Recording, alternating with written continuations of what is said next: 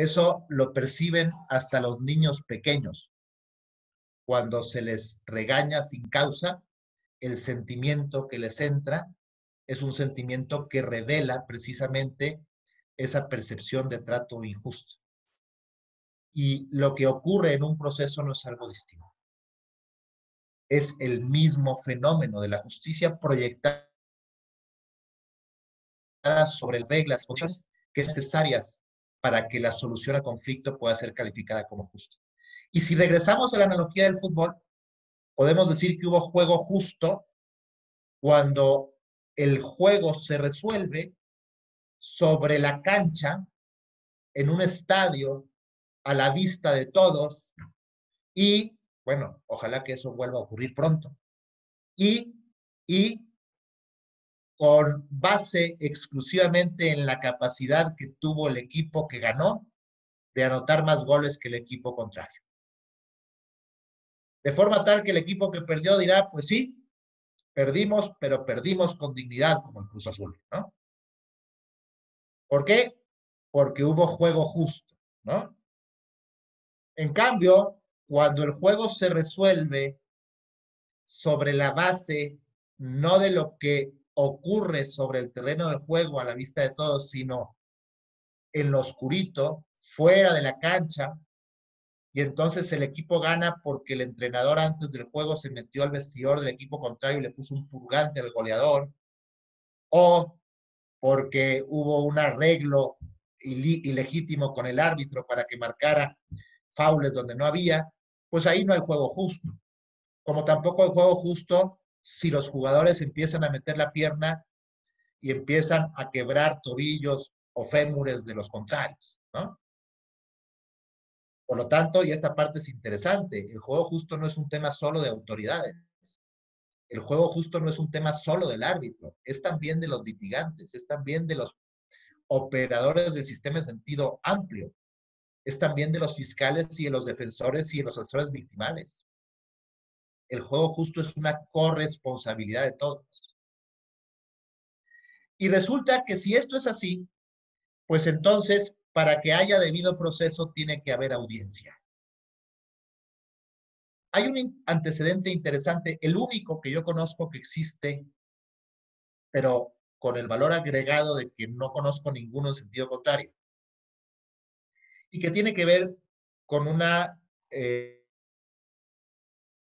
resolución que emitió el Comité de Derechos Humanos de la ONU en un asunto, por cierto, y esto es curioso, en contra de Finlandia. Kurtman o Kartmun es el nombre del caso, no recuerdo exactamente si es con A o con U, el nombre de la persona en cuyo favor se emite esta recomendación.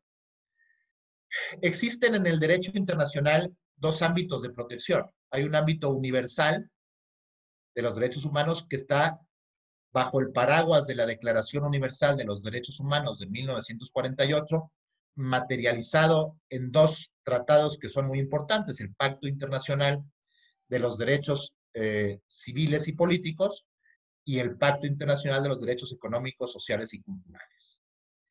Este ámbito de protección es el más amplio porque abarca más países, pero a diferencia de los ámbitos regionales, como es el ámbito de la OEA, de la Organización de los Estados Americanos, o como pudiera ser el ámbito de Europa, con su corte de Estrasburgo, el ámbito universal, a diferencia de los ámbitos regionales, decía, es un ámbito que tiene menos dientes.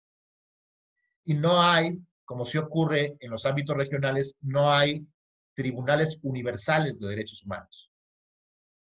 Tenemos el Tribunal Europeo de Derechos Humanos que está en Estrasburgo y que tiene jurisdicción en Europa. Tenemos la Corte Interamericana de Derechos Humanos que está en San José de Costa Rica y que tiene jurisdicción sobre América, pero no hay una Corte Universal. Así como hay una Corte Penal Internacional, no hay una Corte Internacional de los Derechos Humanos. Y entonces lo único que tenemos cuando de investigaciones de derechos humanos se trata son las resoluciones, las recomendaciones que emite este comité. Y aunque no son sentencias en sentido estricto, y aunque no tienen una fuerza obligatoria y vinculante en sentido estricto, tienen tal peso moral que se consideran jurisprudencia en sentido amplio. Y resulta que el comité, en esta resolución contra Finlandia, determinó que sin oralidad no hay debido proceso legal. Y precisamente esgrimió como fundamento de su argumento que la oralidad es un instrumento necesario para la contradicción, que sin oralidad es muy complicado que haya contradicción. Y al mismo tiempo, que sin contradicción no hay debido proceso legal. Y entonces vean ustedes por qué decía yo al inicio de esta parte, que en realidad era inexacta aquella conclusión de nuestros viejos maestros que decían que el debido proceso se puede respetar igual, tanto en un expediente como en una audiencia. No es cierto. Sí se puede respetar el debido proceso en un expediente, sí, pero es mucho más dificultoso. Es mucho más cuesta arriba. Y se requiere de jueces heroicos muchas veces. ¿Se pueden hacer barbaridades en una audiencia? Sí, sí. ¿Se pueden hacer injusticias en una audiencia? Sí, por supuesto. Pero es difícil. ¿Por qué? Porque el rito mismo de la audiencia, la visibilidad, la publicidad, pues elevan el costo de hacer barbaridades. Cuando un juez hace barbaridades en una audiencia, pues es, como decía mi abuela, como aquella persona a la que se le ven los solanes, ¿no? Y entre más se agacha, pues más se le ven, ¿no? Y entonces es más complicado hacer injusticias en público, en una audiencia, que hacerlas en la oscuridad, en la privacidad del despacho de una sentencia escrita que se dicta en un expediente, ¿no? Por lo tanto, hay que defender la idea de que para que podamos avanzar en términos de debido proceso, hay que también avanzar en la consolidación de una metodología de audiencias, con todo lo que eso implica. Ahora bien, quiero hacer dos apuntes antes de pasar o de empezar a pasar al, a la parte final, antes de empezar el descenso de este vuelo, ¿no? Y son los siguientes. Primero,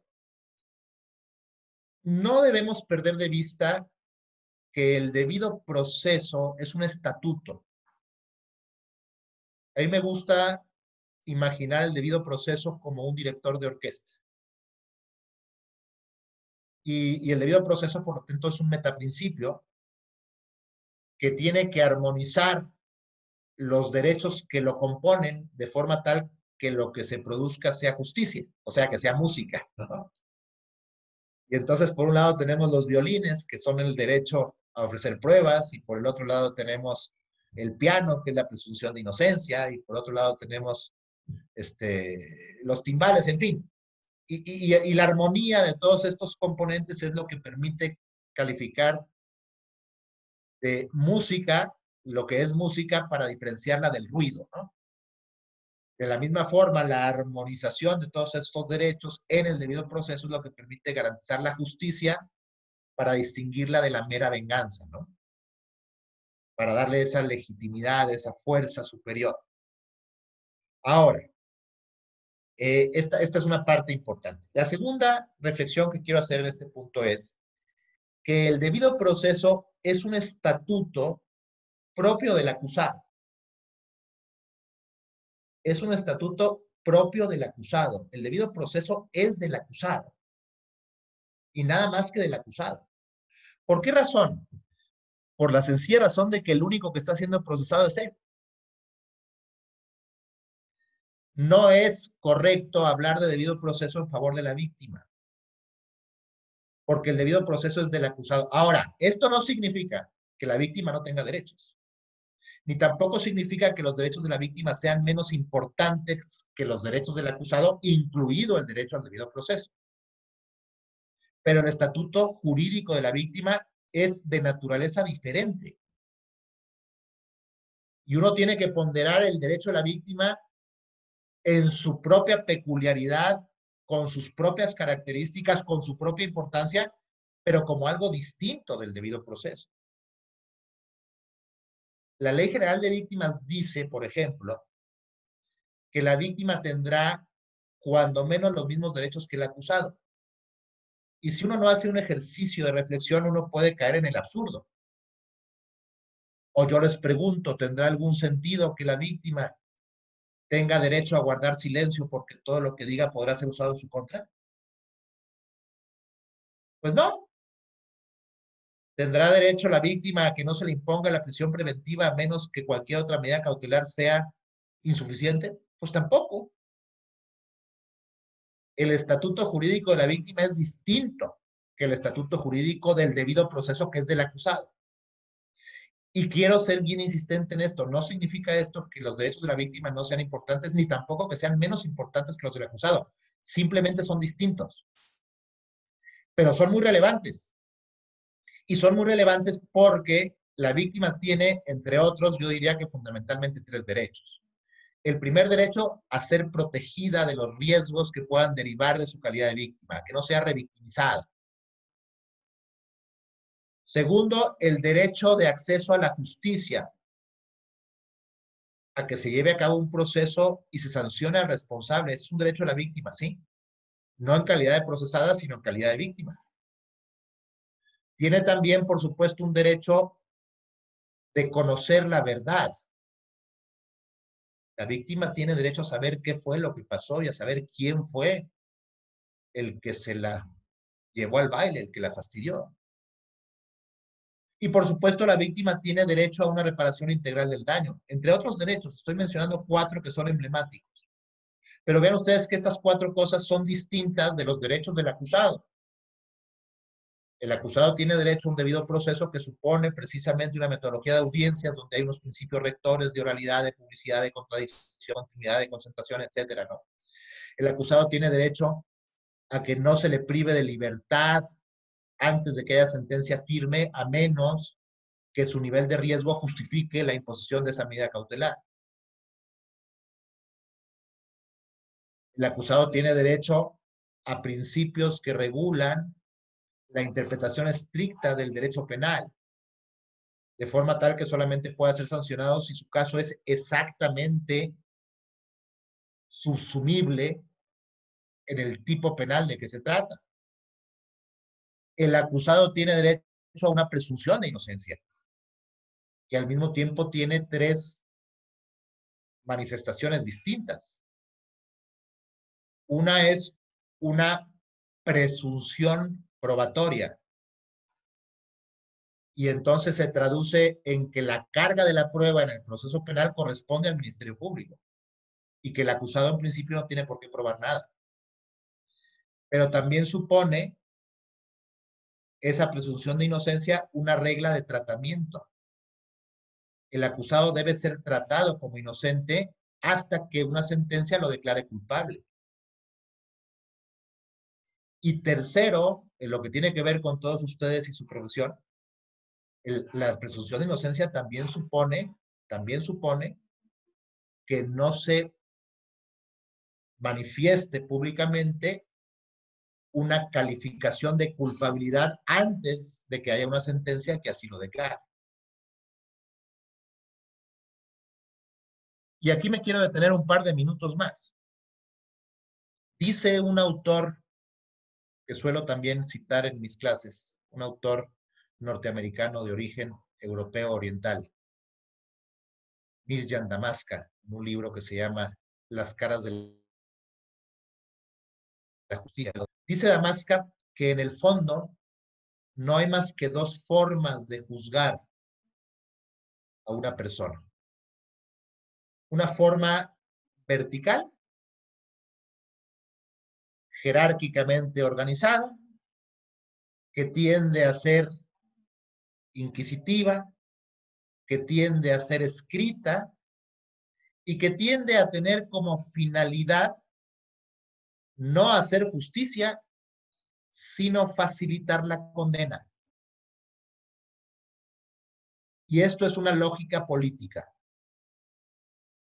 Es lo que la sociología crítica inglesa denomina el modelo del control social del delito. ¿Y de qué se trata? Se trata de que en este modelo la condena siempre es preferible que la absolución, porque la condena permite garantizar un cierto nivel de orden y de paz. Claro que el sistema asume y pretende que la mayoría de estas condenas sean justas, pero está dispuesto a pagar el costo de que haya ciertas condenas injustas, de que haya ciertos inocentes condenados, porque eso al final es un daño colateral que sin embargo favorece a la salud social. Es esta concepción política del proceso penal. ¿Y por qué es preferible la condena? Porque la condena no genera costos políticos. Porque cuando hay una condena, el asunto está formalmente resuelto. Y hay alguien que formalmente es responsable de la acusación. Claro que esto es solo en apariencia, porque si el acusado está injustamente condenado, pues eso significa que el verdadero culpable está en la calle. Pero como eso no se reconoce en el discurso, no genera un costo político, a menos que se vuelva escandaloso. Y para que se vuelva escandaloso, pues tenemos que estar en un estado de cosas que ya sea insostenible. Pero cuando son unas cuantas condenas injustas en el contexto de una gran mayoría que son justas, estos costos secundarios se asumen perfectamente desde el punto de vista del control político sin mayor problema. El otro modelo del que habla Damas, que es un modelo que tiende a ser oral, que tiende a ser acusatorio y que tiende a tener como finalidad hacer justicia. Este es un modelo que responde a la lógica de que es preferible que un culpable esté en la calle a que un inocente esté en la cárcel. Es un modelo que no está dispuesto a pagar el costo de que un inocente esté en la cárcel. Claro que este modelo supone una madurez cívica y ciudadana muy alta, porque supone asumir en un discurso transparente y oficial que necesariamente hay ciertos márgenes de impunidad y que siempre habrá un cierto grado de impunidad, pero que se tiene que asumir. Se tiene que asumir por una razón de civilidad, o mejor dicho, de civilización. Si ese es el costo que tenemos que pagar para que no haya inocentes en la cárcel, hagámoslo. Pero igual que en el otro modelo, esto funciona cuando son pocos casos. Cuando estos casos se tornan mayoría, pues entonces el modelo hace aguas y tiende a reventar. ¿Por qué este modelo es más costoso en términos políticos? Porque cuando hay una absolución viendo delito, ahí hay impunidad. No hay duda de que hubo homicidio. El cadáver tenía 3 plomazos en la cabeza, pero resulta que el acusado fue absuelto. Aquí no hay más que dos sopas. O ese acusado es inocente y entonces el verdadero culpable sigue en la calle y el Estado ha sido incapaz de llevarlo ante la justicia. O ese acusado es culpable, pero el Ministerio Público no fue capaz de probar, o el juez no fue capaz de razonar, o por violentarse las formalidades del debido proceso, se tuvo que asumir por la salud de la comunidad y para evitar que siga habiendo arbitrariedades, que esa persona siendo culpable se va a su casa.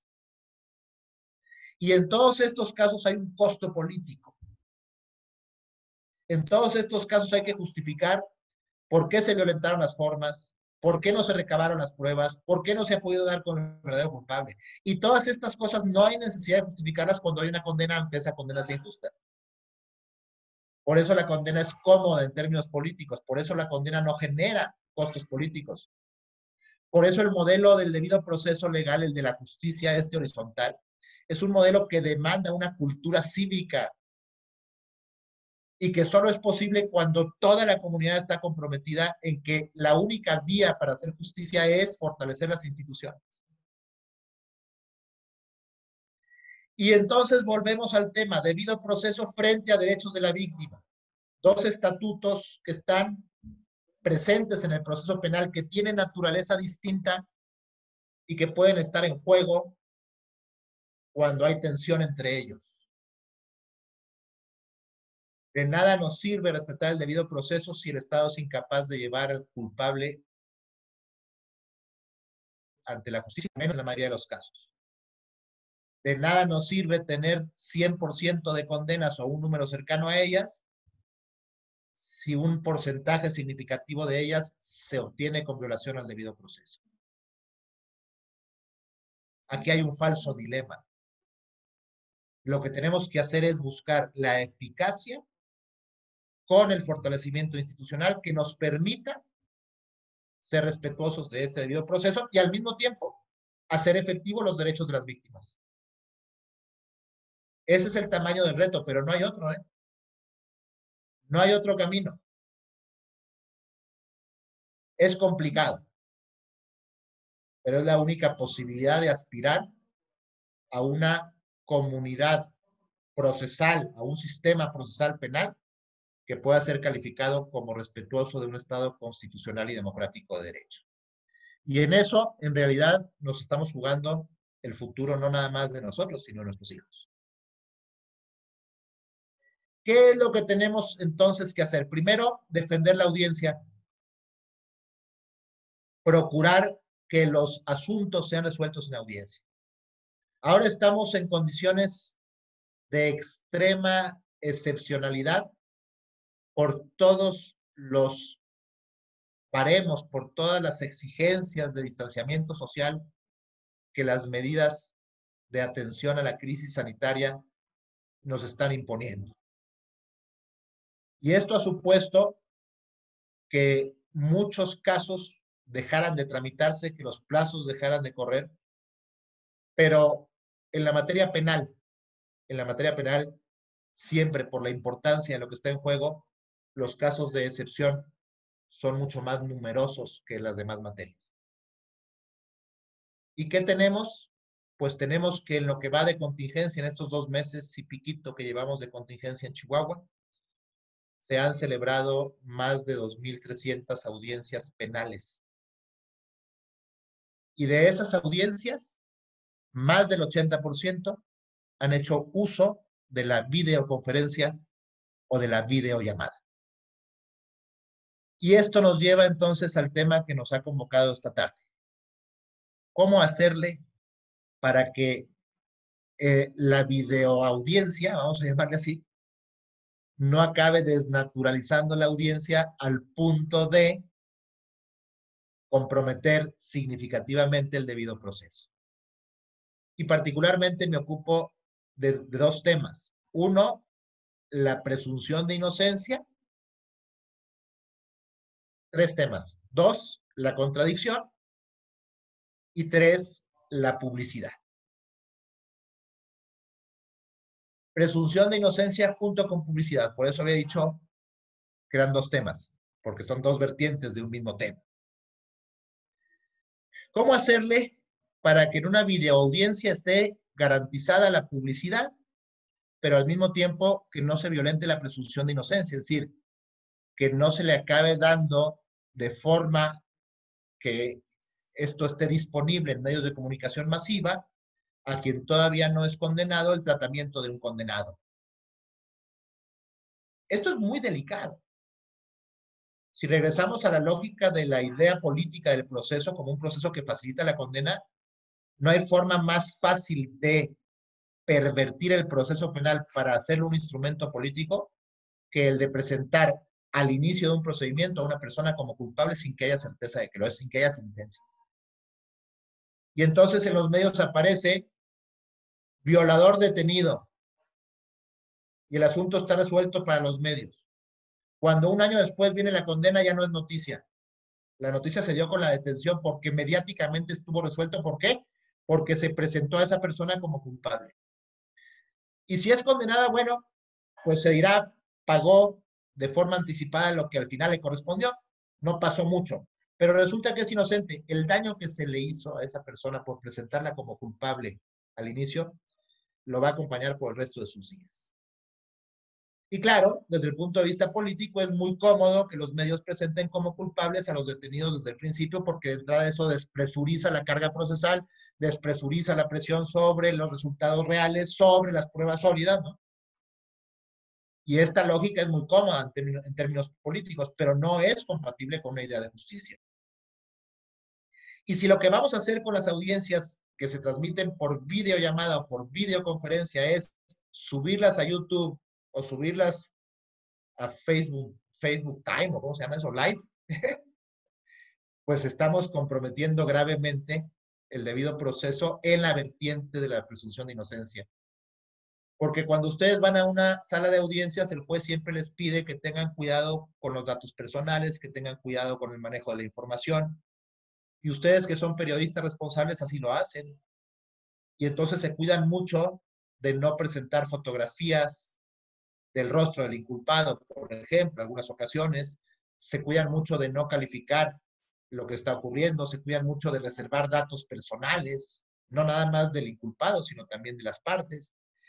Y todo esto es mucho más difícil controlarlo si la audiencia se transmite en vivo a través de uno de estos soportes de streaming, ¿no? O mecanismos de transmisión eh, simultánea, ¿no? ¿Cómo hacerle entonces para garantizar la publicidad en estos casos?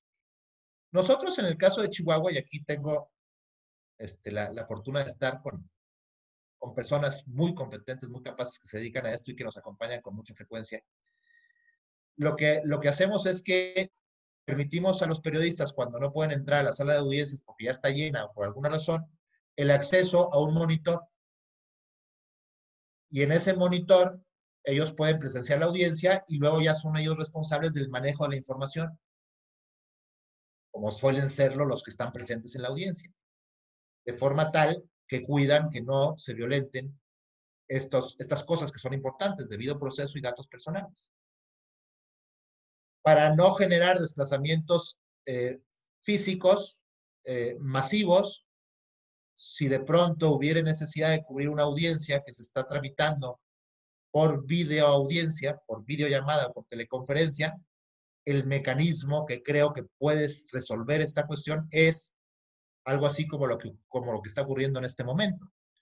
Dar al periodista que lo solicite el acceso a un link que le permita entrar a la transmisión de la audiencia y luego ya ahí el periodista se nutre de esa información y la maneja responsablemente en su medio de comunicación.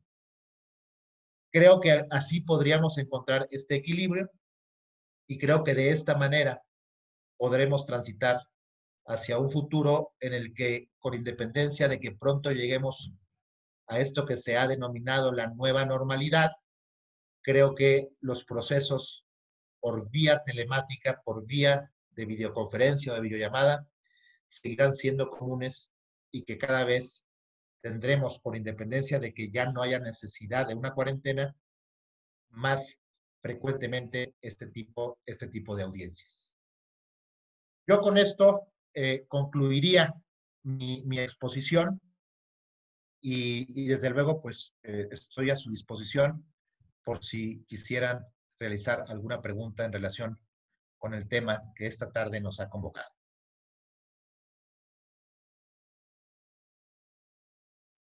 Bueno, pueden poner sus preguntas en el chat o pueden también levantar la mano y poner sus cámaras. Ah, ok. Si quieres, Yuriria, puedes empezar, por favor.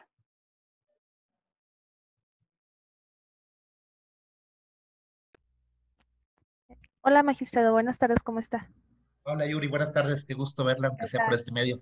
Igualmente, gracias.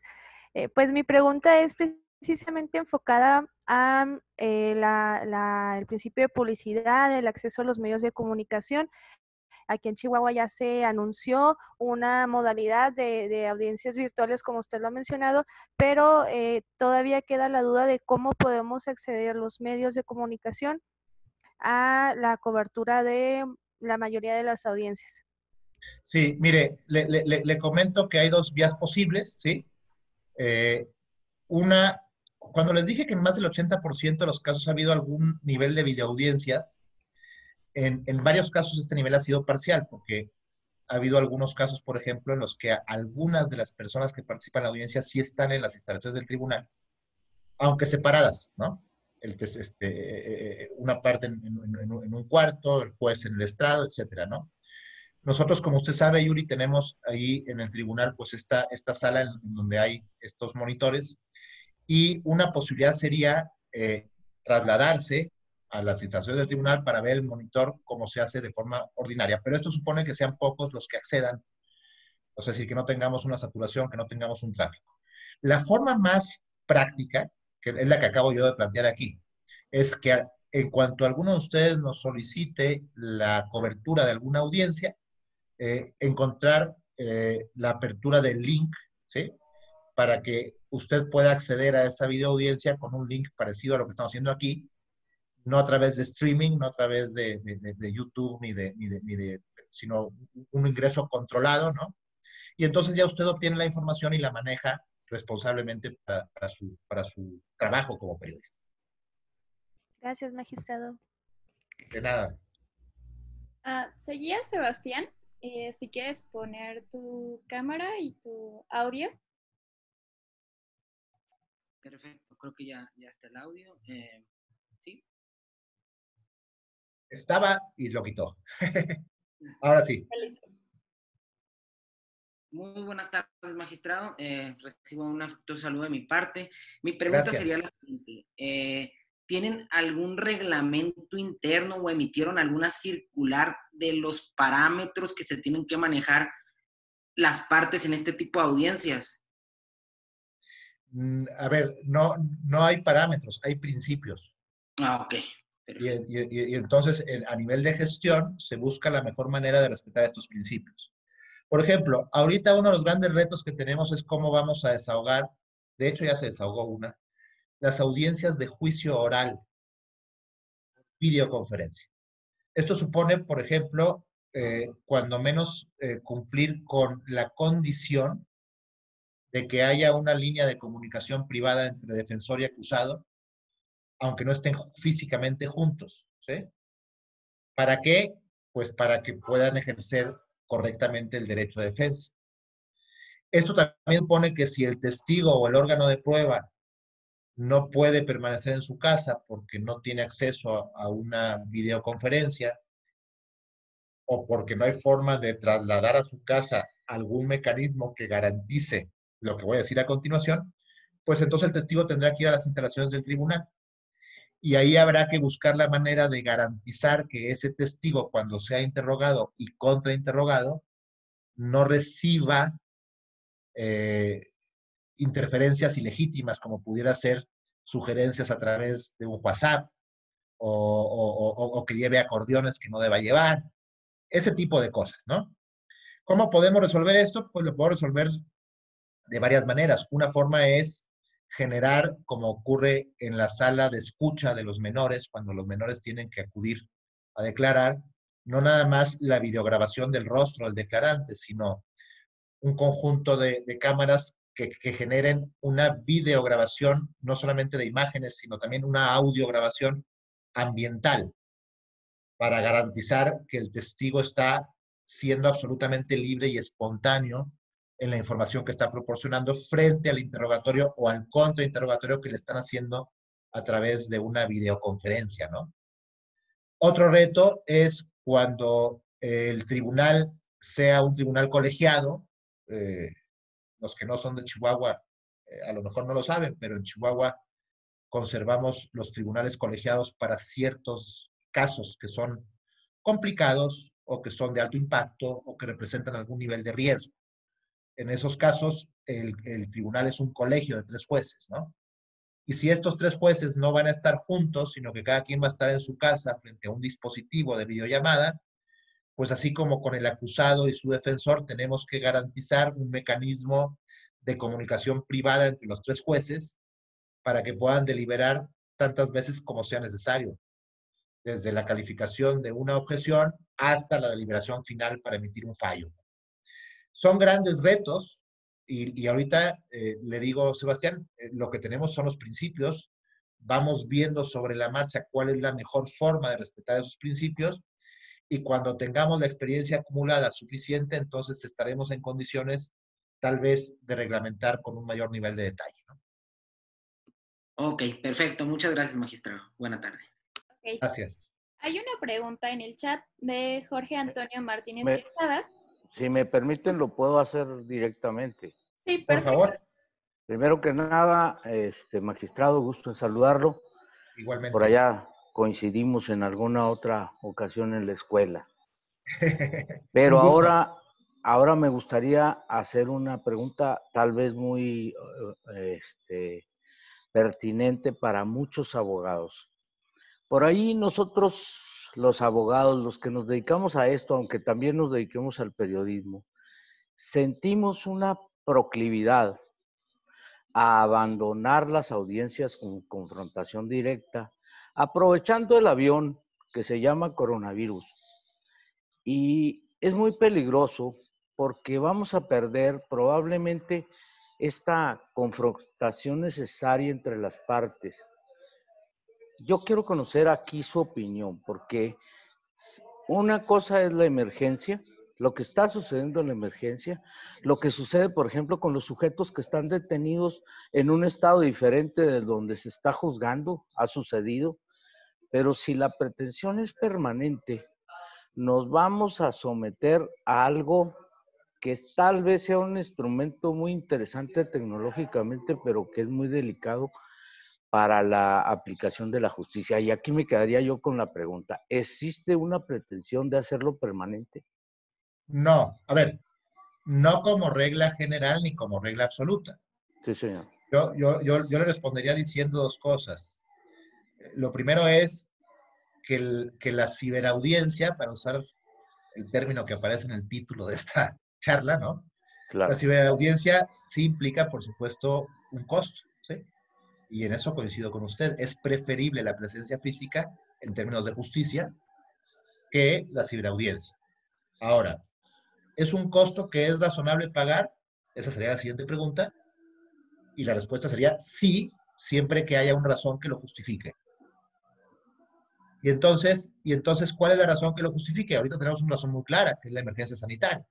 Claro.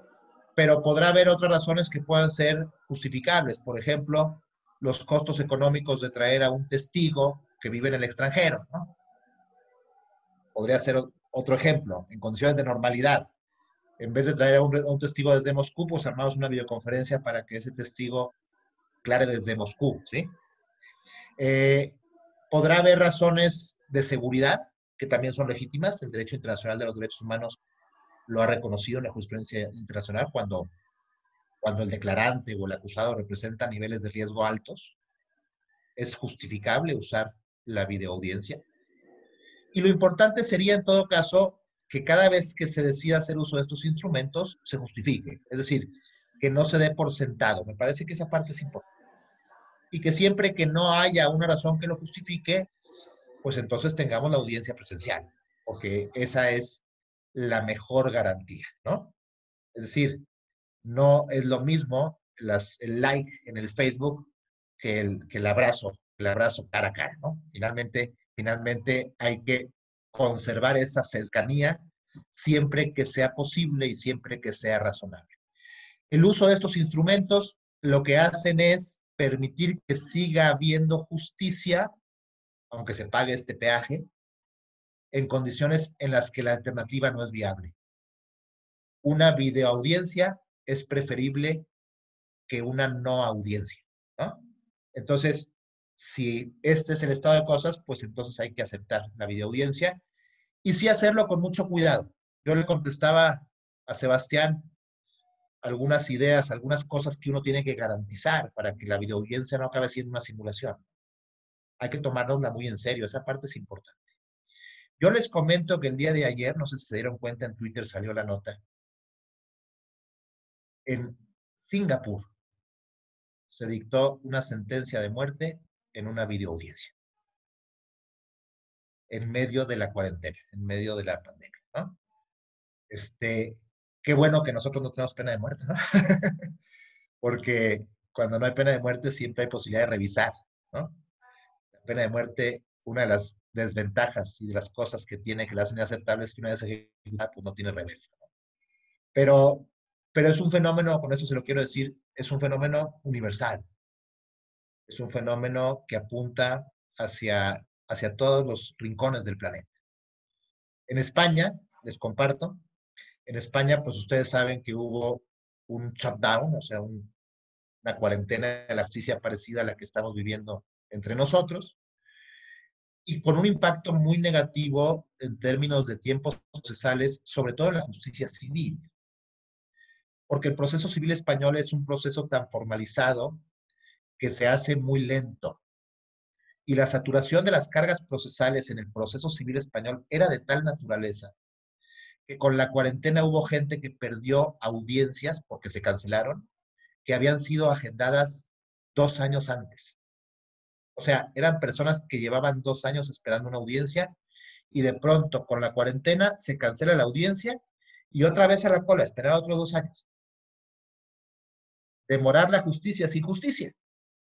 ¿Qué está ocurriendo? Pues está ocurriendo que ya hay una iniciativa de reforma en las Cortes, que es el Parlamento Español, para desformalizar, para flexibilizar el proceso civil. La justicia va a cambiar, la justicia será distinta, pero yo me quedo con su reflexión y concluyo que aunque hagamos cada vez un uso más frecuente de estos medios, no lo hagamos a menos que haya una razón que lo justifique. Y siempre privilegiemos el espacio natural del debido proceso, que es el estadio, es el terreno de juego. Puede ser que tengamos durante una temporada que ver partidos por televisión porque se jueguen a puerta cerrada, como está ocurriendo en Corea o en Alemania, pero siempre tendremos la convicción de que habrá que regresar al estadio. Ok, Carlos Quintero tenía una pregunta, entonces adelante. Hola, ¿qué tal? Buenas tardes a todas y a todos. Magistrado, buenas tardes. Buenas Yo tardes. soy periodista aquí en el estado de Morelos y mi pregunta es, voy a leer a un texto que hice de una nota, precisamente para poder ser objetivo en los datos que quiero dar a conocer. La Asociación Nacional de Magistrados de Circuito y Jueces de Distrito del Poder Judicial de la Federación llamó al Consejo de la Judicatura Federal para aplicar medidas administrativas necesarias a fin de impedir que se conozcan o se filtren los nombres. Y esto lo encuadro porque ocurrió el pasado 13 de marzo del presente año, cuando diversos medios de comunicación dieron a conocer el caso del juez administrador del Centro de Justicia Penal Federal, Elías Gerardo Cepeda Morado, sobre su suspensión por resolver contrario a jurisprudencia, esto según lo habría informado en su momento la Suprema Corte de Justicia de la Nación. Entonces, en este sentido yo quisiera conocer la opinión de usted, puesto que si hablamos a veces de las partes, suele ser que a veces las partes también tengan que ser servidores públicos, exservidores públicos, o en el caso de jueces, desde mi punto de vista, bueno, mejor me reservo mi punto de vista, lo que quiero es conocer su opinión con respecto a este pronunciamiento, a esta situación en donde pues se está tratando de no dar publicidad a la situación que enfrentan algunos juzgadores con respecto a cuando son sometidos a un proceso penal. Yo quiero conocer su opinión. Pues este es un tema muy complicado porque es un tema de fronteras y yo creo que el propio Marco Lara podrá complementar lo que responda, pero yo quisiera decirle lo siguiente. A ver, una cosa es la garantía de que los datos personales no se den a conocer. Otra cosa es que la forma en que se presenta la información no sea vertida de manera tal que dé tratamiento de culpable a quien no lo es. Y otra cosa es el momento en el que se produce esa información. Porque el proceso va avanzando y conforme va avanzando en sus etapas, va aumentando la carga de datos que hay en contra de una persona, ¿sí? Y la presunción de inocencia se va disminuyendo hasta que resulta vencida en una sentencia condenatoria. No es lo mismo, por ejemplo, dar cuenta de un detenido en sede municipal porque el policía considera que estaba violando a una muchacha en el parque y que de pronto salga en el periódico diciendo violador detenido, ¿sí? Que dar cuenta de que un funcionario llamado fulano de tal, me parece que ahí no habría problema, está enfrentando un proceso o un juicio porque se le está acusando por estos delitos, ¿sí? Lo que es incorrecto es vincular el dato personal con información tendenciosa que genere un linchamiento mediático. No sé, Marcos, sea por ahí la respuesta. Sí, yo creo que esto es súper interesante porque primero, ahí hay o sea, lo primero que hay que decir en términos de contexto político es que el sistema penal suele ser bastante quisquilloso cuando se trata de datos de personas que pertenecen al poder público. o sea, siempre es muy quisquilloso y dice, no, eso no se vale, no, espérate, eso no, o sea, pero en cambio ese mismo sistema, cuando se trata del público, como nosotros, entonces da datos abiertamente sin problema. Entonces hay una disociación entre la presunción de inocencia y el respeto a la imagen, ¿no? Cuando se trata del resto del público, muchas veces eso se puede notar en el discurso político de las instituciones, no solo de las instituciones actoras del sistema, sino en general el actor del poder público es muy sensible cuando se publica información sobre alguno de sus miembros. Es una actitud defensiva que nosotros hemos identificado en el análisis del discurso.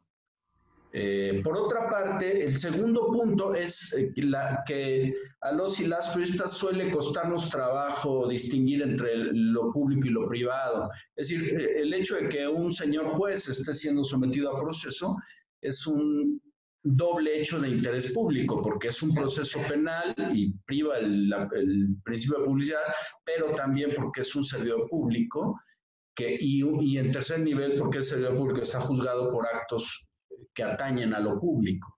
Entonces, eso coincide con lo que decías, Pablo, ¿no? Es correcto, yo coincido. Yo coincido en decir. La tercera línea de análisis es la que tiene que ver con la dignidad y la presunción de inocencia, es decir, el hecho de que el juez esté siendo sometido a proceso y de que sea una figura pública y esté siendo llevado a la justicia por hechos de interés público no implica que sea culpable y que no se respete la presunción de inocencia como derecho y regla de trato. Está el 113 del Código Nacional de Procesos Penales, la fracción primera que dice las personas serán tratadas como inocentes por el sistema, pero también la fracción 15ª, ¿no? Del propio 113 que dice que las personas, ahí está la regla de trato, serán tratadas públicamente como inocentes, pasando por la 14ª, que es que las personas tenemos derecho a no ser sometidas a la exposición mediática. Entonces, en esa lógica, lo que hacemos los periodistas muchas veces es faltar a la prueba del ácido del periodismo profesional, que es el contexto. Es decir, si nosotros sacamos de contexto y damos por culpable a una persona o usamos un lenguaje inquisitivo, pues entonces no hay nada que pueda hacer la justicia. Por eso, salvo actuar contra ese medio de acuerdo con las leyes en el ámbito civil o la propia persona que pudiera, a la que un juez en un juicio por daño moral le pudiera dar la razón.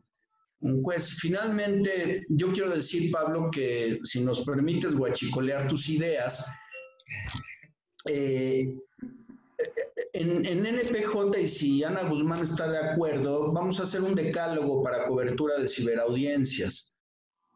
Porque está bien chido esto, ¿ves? O sea, estas ideas que tú tienes sobre hay que defender la audiencia, pero más vale una audiencia a distancia que una no audiencia. O sea, este pensamiento inductivo-deductivo que estás utilizando, creo que nos puede dar pie para, ¿no, Ana? Para un súper decálogo. Sí, justo también como, pues a partir de lo que dijo Sebastián, o sea, que no había un decálogo para que nosotros lo cubriéramos, entonces sí es como súper necesario y las deducciones del magistrado me parecen bastante pertinentes, entonces sí lo vamos a fusilar. Obviamente te vamos a dar crédito, Pablo. Hombre, con mucho gusto, muchísimas gracias. Bueno. Pues, Ana. Creo que ya no hay ninguna otra pregunta, entonces, pues justo nada más les vamos a dar las gracias. Muchas gracias. Juliana. Ah, ¿Juliana? Juliana, pero se está despidiendo, ¿no? ¿No? Ah, ok. A ver. Es que no alcanzo a verte. Ok. Muchas gracias a ustedes. Saludos, magistrado. Aquí estamos. Gracias, muchas gracias, muy amables. Buenas tardes. Antes de que termine pues esta reunión, 2 preguntas más.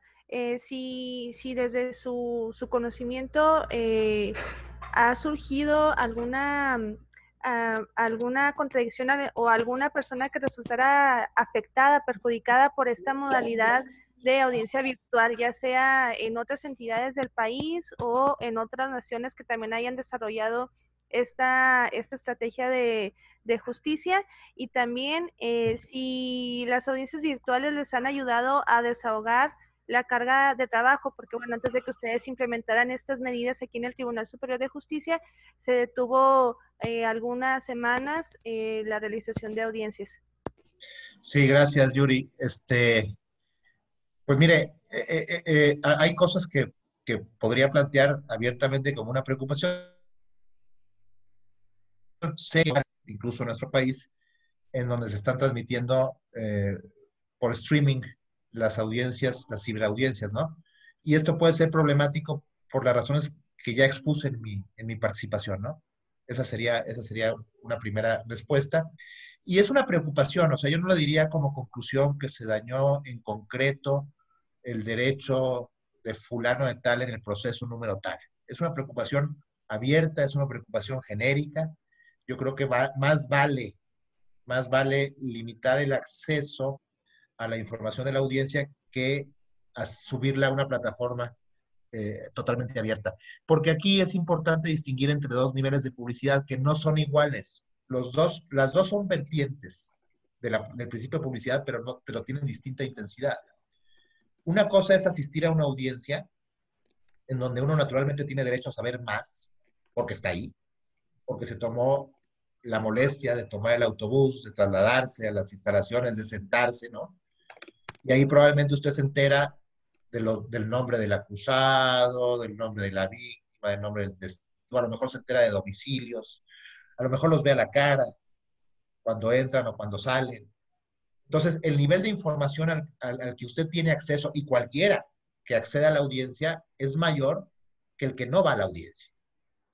Luego está la publicidad que se manifiesta en la transmisión de esa información en los medios masivos de comunicación, pero aquí el nivel necesariamente tiene que ser menor, porque aquí sí deben protegerse los datos personales y aquí sí hay que tener mucho más cuidado con las tres vertientes de las que hablaba Marco Lara al responderle la pregunta a don Carpintero, creo que fue el que la hizo. Entonces, esa parte es importante. Luego, la segunda pregunta que usted me hacía, fíjese que las videoaudiencias nos han permitido, más que reabrir, y esta parte es importante, nos han permitido no cerrar el tráfico de los asuntos, el trámite de los asuntos urgentes en materia penal, incluso en condiciones complicadas. Varias de estas videoaudiencias se han celebrado con personas en hospitales, por ejemplo, lo cual en un contexto de emergencia sanitaria como el que estamos viviendo, pues implica un riesgo altísimo. Imagínense sacar a una persona del hospital como sospechoso de COVID para llevarlo a una sala de audiencias con todo lo que eso implica. Entonces, esa parte responde a la segunda inquietud, ¿no? Sí, es todo. Muchísimas gracias, magistrado. Muchas gracias. Pues gracias muchas a usted, gracias, Pablo. Estamos súper agradecidos contigo. Vamos a hacer este trabajo. Los invitamos todavía pueden postularse al diplomado que vamos a empezar mañana. Y hay que recordar siempre, yo me quedé pensando escuchándote, que es habitual que la sociedad y los periodistas, las periodistas, le exijamos a otras personas probidad. Es decir, si un juez no es probo, a nuestro juicio, si un funcionario no es probo, si un cura no es probo, lo señalamos. Lo señalamos, aunque digamos no violó ninguna ley, pero no es probo, ¿no? O sea, moralmente. Pero cuando se trata de exigencias de probidad para un periodista, es decir, la deontología que tiene que ver con la ética, entonces ya somos súper laxos y decimos, pues, mientras no tenga yo una demanda, puedo tomar una foto, puedo hacer un fotograma y publicarla, ¿ve? Es interesante, ¿no? Claro. Bien. Sí, es súper interesante. Bueno, le damos las gracias a todas y todas las personas que se conectaron y pues muchas gracias magistrado. Muchas gracias a ustedes y por supuesto que estoy a sus órdenes en cualquier cosa en la que pueda servirles. Muchísimas gracias por su atención esta tarde. Sí. Abrazos. Hasta luego, señor Gracias. presidente. Saludos, Gracias. presidente. Hasta luego. Hasta luego, gracias.